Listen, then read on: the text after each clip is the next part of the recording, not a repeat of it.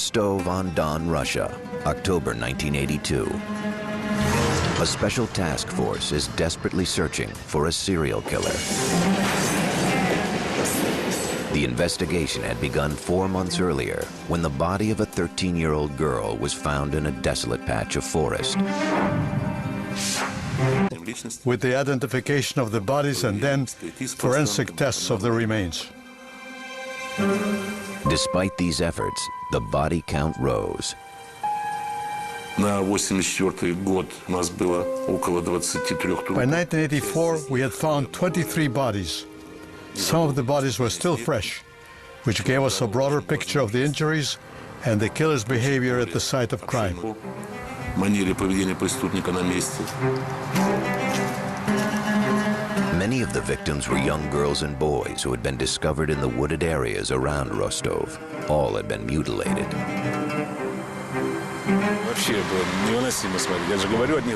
When they found some of the victims, you could still see the reflection of horror in their eyes. It was very hard to look at because many were just children. There were cut abdomens, amputated breasts. It was horrible to see. And in many disorderly sex lives. As time went on, he started to take more and more boys, innocent children, whoever he could lure and kill. He chose children whose physical stature made it easy for them to be manipulated. He chose prostitutes who were willing to go with a stranger. Police focused their efforts on transportation. He identified himself as Andrei Chikatilo, a 54-year-old grandfather and loyal Communist Party member. The detective did not have enough reason to hold Chikatilo. He did, however, file a report on the incident.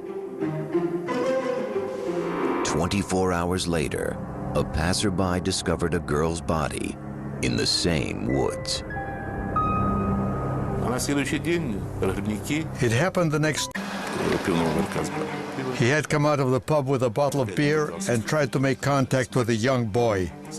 We suspected that he might try to lure the boy away. And at that point, Chikatilo was arrested. By now, Chikatilo was suspected of committing more than 30 murders, but the police had no eyewitness and few real clues. Detectives desperately needed proof of his guilt. Annals of crime. Andrei Chikatilo is undoubtedly one of the most sadistic killers ever to live, and he got away with murder for more than 12 years.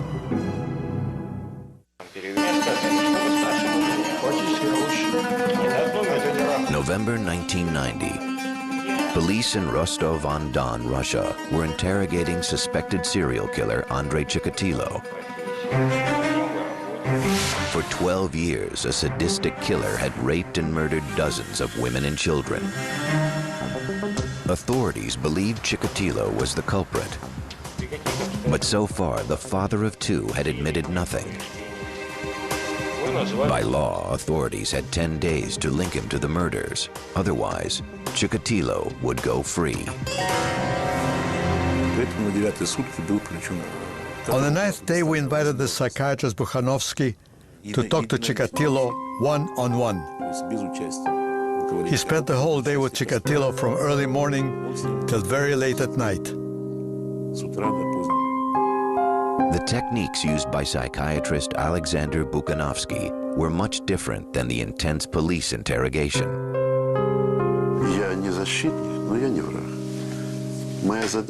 I explained I wasn't his enemy, although not a defender either. In the medical language, there are no words like guilty and wrong. Creation and wanting to be out of it. He took even a kind of smarmy, perverse pride in demonstrating his various techniques, which he did in the KGB gymnasium, where little dummies were used to represent the victims. Not only did Chikatilo admit to the 36 murders of which police were aware, He also described 17 more that they hadn't tied to him. From then we began to collect evidence to prove his connection.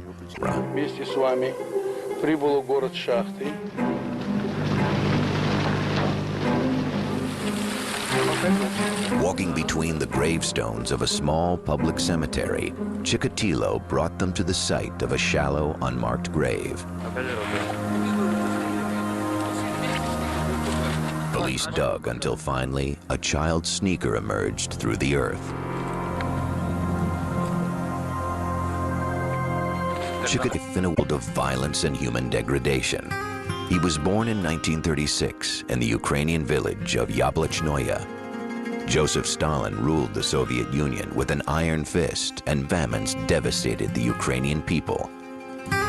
There were serious food shortages in Ukraine, partly as a result of the devastation of the war, and partly as a result of the agricultural policies of the Stalin-era Soviet Union. That as a young teen, he became an active member of the Communist Youth League. Chikatilo was very genuine in his belief, in his professed public belief in communism. But with the onset of puberty, young Andrei realized that he was not like the other boys in the Youth League. He never fit in very well, and he felt embarrassed and humiliated generally about his lack of sexual prowess. His social circle consisted of much younger children, with whom he felt comfortable because they understood him, or elderly people who liked him because he was always a good boy. As a teenager, Andrei was attracted to young girls, but he was humiliated when he found himself unable to perform sexually.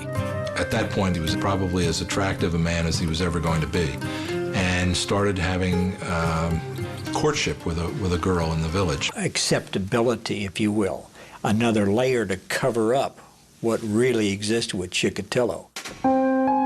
In 1963, at the urging of his younger sister, the 28-year-old Chikatilo married. He was living with his sister, and she had a spinster friend, and the two of them were put together, and having no better prospects, they married.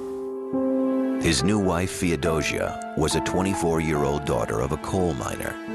At last he had found a person in life with whom he could communicate and relate and have something approaching normal emotional closeness. He never was capable of normal sexual relations with her, but there was, through a kind of masturbation and insemination process, an effort made to conceive children. In 1965, they were successful. To see. Inside, however, he was desperately frustrated.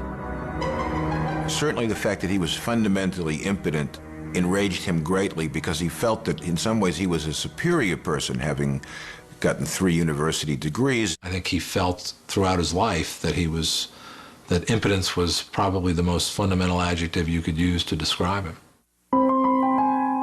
In 1970, Chikatilo accepted a job in a secondary school. Of sexuality, the joys of love, but he, Chikatilo, the educated, the brilliant, the special, the genius, could not, and that was a source of his fundamental rage. In the early 1970s, Chikatilo responded to his anger and frustration by secretly molesting students, both male and female. He felt so profoundly rejected by adults, he was unable to have sexual relationships with consenting adults, so he instead went to vulnerable children. He moved his family to the nearby town of Shakti. There he found a new position, teaching at vocational school number 33. Chikatilo's wife knew that he had little problems. He was involved with bothering the children at school, but they had put that behind them, and she had forgiven her husband. But unknown to his wife and family, Andrei Chikatilo was constructing another life to action.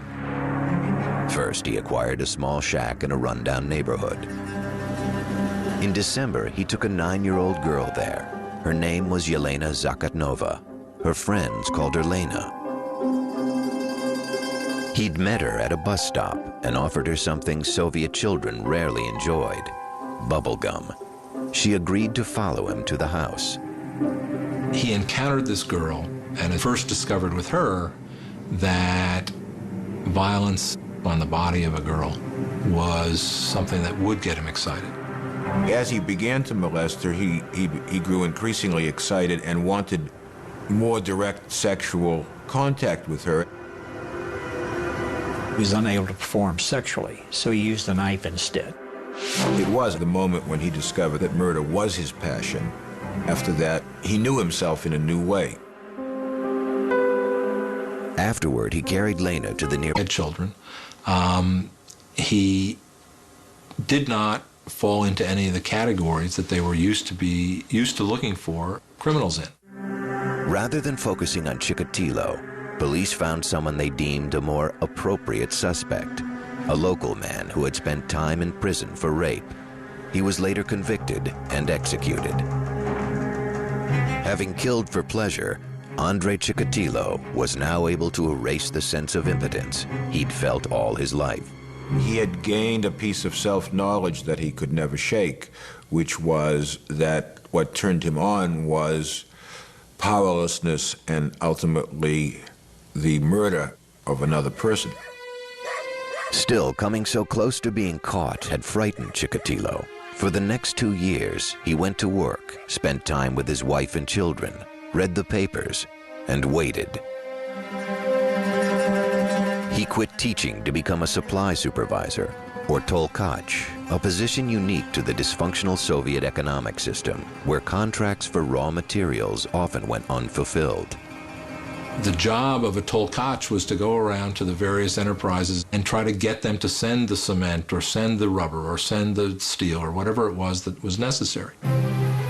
It was normal for him to go on the road for several days to visit the supplying enterprises for his own enterprises and be gone with... Like Chikatilo, the brilliance and the strength of the person was in this iron discipline of keeping the two halves of his personality utterly separate. For over 2 years, Chikatilo managed to keep his murderous rage under control.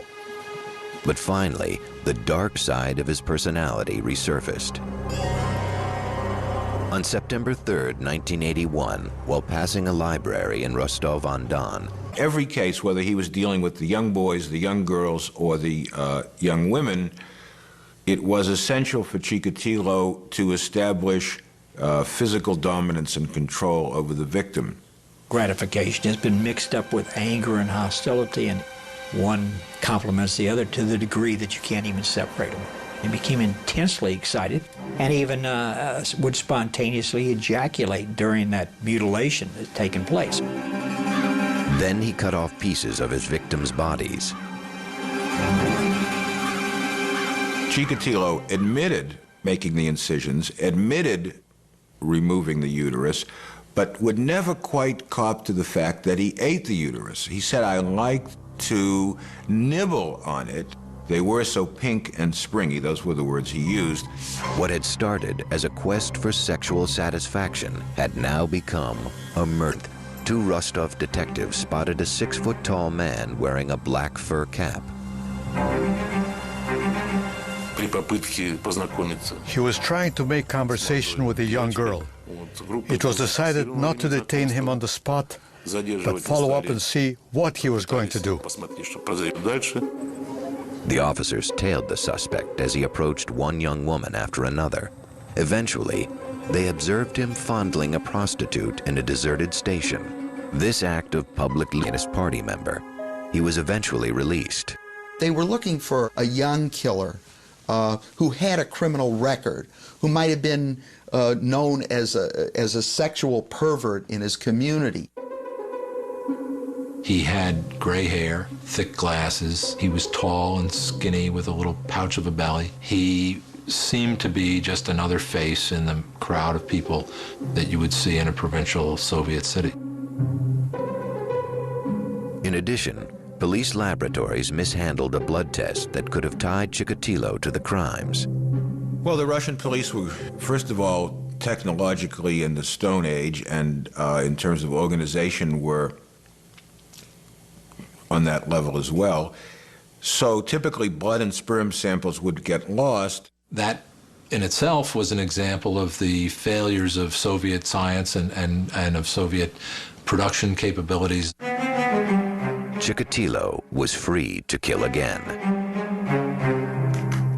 Police were desperate to stop the attacks, so they decided to try an American criminological technique, psychological profiling. Psychiatrist Alexander Buchanovsky was recruited to create a psychological portrait of the killer. Preparing the criminal's profile took several months of hard work. I had access to top secret Killing spree and 52 victims. Andrei Chikatilo was arrested. Dr. Buchanovsky's profile would prove chillingly accurate. In his confessions, he says he enjoyed their cries, he enjoyed the blood, and he enjoyed their pain. Well, he's obviously a sexual sadist.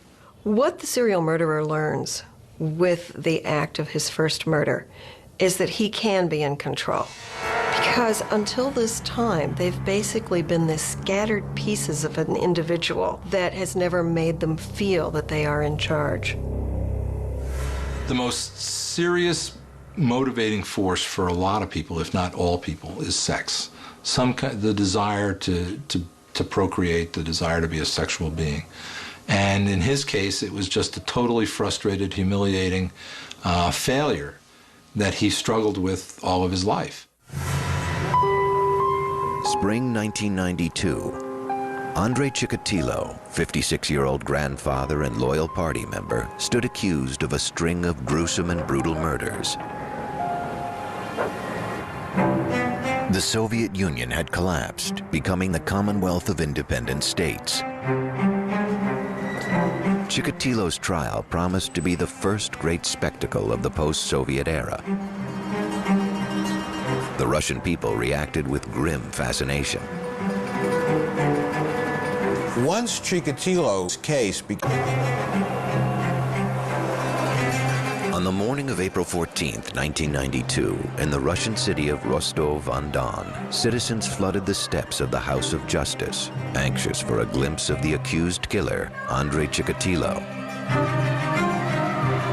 For months, newspaper headlines had branded him the Red Ripper, or the Butcher of Rostov.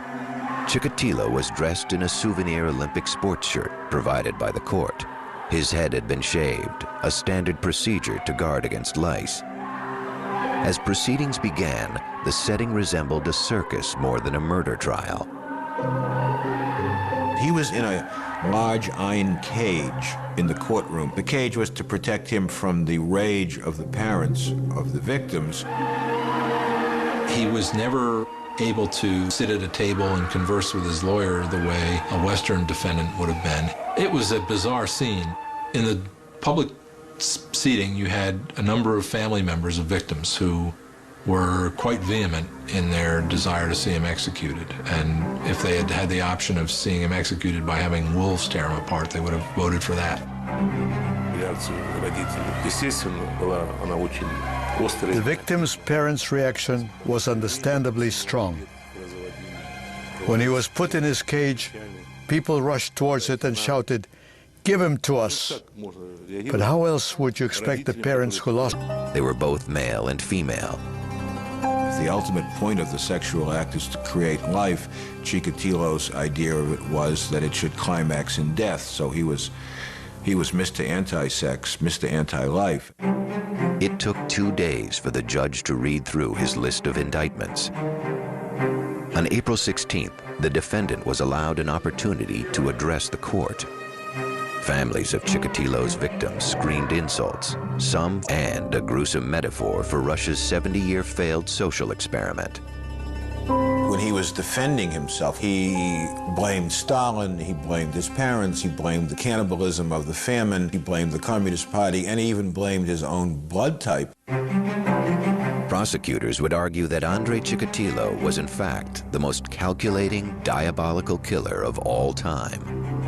His crimes were sickening, but I don't think he was sick in the psychiatric or legal sense. Certainly not insane. He was more bad than he was mad, and he was certainly very crafty, but he wasn't crazy. October 14th, 1992 would signify the day of reckoning for serial murderer Andrei Chikatilo. It had taken nearly 2 months for Judge Leonid Akobzhanov to write his final verdict. Everybody knew he was going to be convicted. Everybody knew what the sentence was going to be. Man who committed extraordinarily cruel crimes remains an enigma. He spoke himself of some of his motivations, and yet when you hear any single explanation, it never rings with sufficient truth to explain the hideous crimes that this man committed. Having seen the dead bodies of so many victims, it may have seemed natural for me to hate him. And that is what I felt until Chikatilo